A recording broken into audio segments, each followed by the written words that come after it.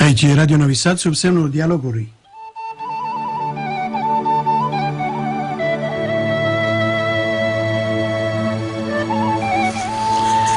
Doamnelor și domnilor, în directul dumneavoastră, invitatul meu, profesorul Dragan Stoianielovici. Continuăm așadar dialogul. Prin dialog vom încerca să ajungem la adevăr. Dubla identitate la românii din Serbia. Bine, a constatat și a scris domnul Păun Durlici, etnolog de la Maidan, în compendiumul al lui, că sunt românii din Serbia predoa etaje, predoa spratul românii, dar preunul sârbii. După instinctul etnic și conștiința etnică, ei se simt ca românii, dar după conștiința națională, ei fac parte națiunii sârbești. O lungă vreme mă gândesc la problema asta al nostru, așa după părerea mea modestă, cum am ajuns noi, care ni-s românii curați după limba, după nume, după sufletul și rădășinile, să avem identitate națională dublă. Aproape 100 de ani, după ce a venit bătrânii ai noștri din Oltenia, din Transilvania, din Banat, în țănuturile și mărginile de la Morava până la Gi, până la Vidin și de la Dunărea până la muncile Ărtani, care erau atunci teritoria turcească, pe Balcan și în Serbia au pornit lupta pentru sloboda, libertatea, să lapige jugul turcesc.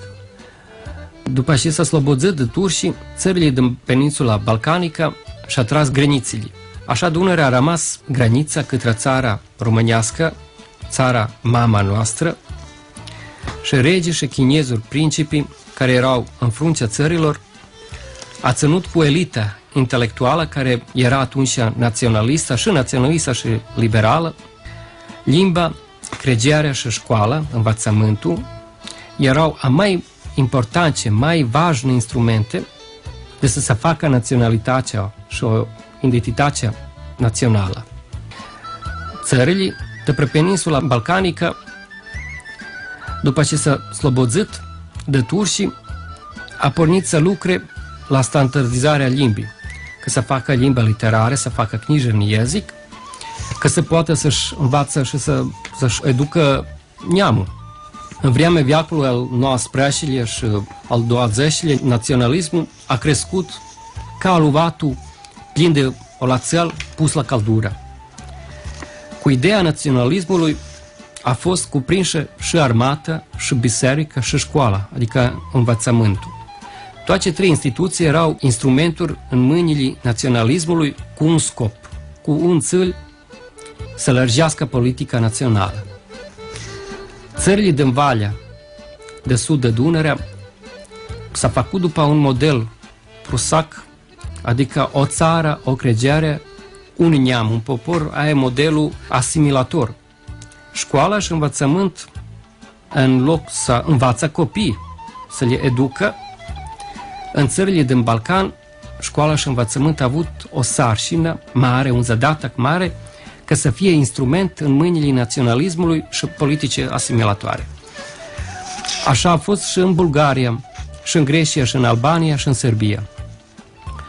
Oswald Spengler, cunoscut filozof al nemțesc, spunea că neamurile, popoarele din Balcan erau ca aluvatul, mult ușor de modelat. Doar macedonienii, sărmanii, au avut o nenoroșie să fie între trei țările mari care au avut pretenție pe teritoria lor. Când într-un sat macedonien vine preotul, popă și dascalul greșesc, macedonienii se declară, spun că-s greși. După vreo 10 ani vin popii și dascali bulgarești, macedonienii spun că-s bulgari. Când după vreo vreme vin popii și învățători dascali sârbești, macedonienii se declară, spun că sunt sârbi. Așa a fost și cu noi românii de la Morava până la Cimoc. Alte neamurile și popoarele din Balcan, până s-au ocupat cu politica națională, cu sistemul învățământului, cu școale, cu păstrarea și creșterea limbii materne, cu educația și învățatul copilor în limba a lor mumii, noi românii din Serbia n-am avut așa ocazie, n-am avut așa prilică. Copiii noștri în urma de presta 150 de ani, 180 de ani și în zi de astăzi, nu pot să-și învațe limba, cultura și istoria lor.